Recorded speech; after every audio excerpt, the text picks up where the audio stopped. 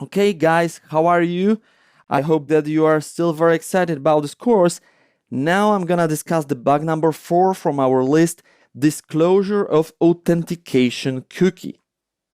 As you already know, the authentication cookie is actually the cookie with session ID. We have already played with this cookie in one of the previous videos. I talked about authenticated session ID, non-authenticated session ID, and this kind of stuff.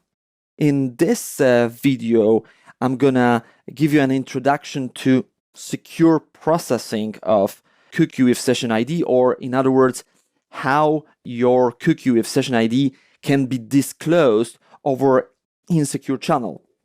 So as you already know, this is very sensitive piece of data.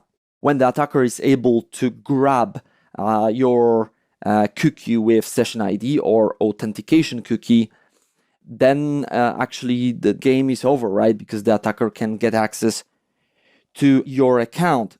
So what you also know right now is that session ID is used by the web application to recognize the user. This is what I already discussed. And now let's ask the question like this. My web application is protected by HTTPS. Shall I worry about the disclosure of authentication cookie? Very nice question. And the answer is yes, you should. Because the fact that your web application is protected by HTTPS, well, it doesn't solve all problems. You also have to process securely your cookie with session ID. So this is, as you already know, very sensitive piece of data. And here is the very important piece of knowledge. If the authentication cookie was set without secure flag, then it can be disclosed over insecure HTTP. This is it.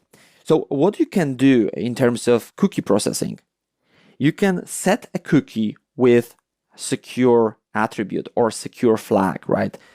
Normally, the cookies are set via set cookie header, and you can specify additional attributes like secure flag.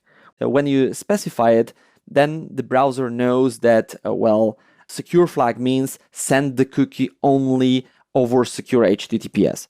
But when you don't specify secure flag, then the cookie will be sent both via insecure HTTP and via secure HTTPS.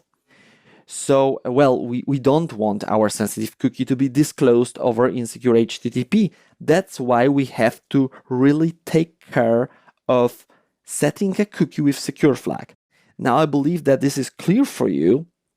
And, we have to check how it works in the web application, right? That we are testing, and how we can really prove that the cookie with session ID can leak over insecure channel even if the web application is protected by secure HTTPS. So let me jump to the demo. Let me show you how it works in practice. And let's carry on.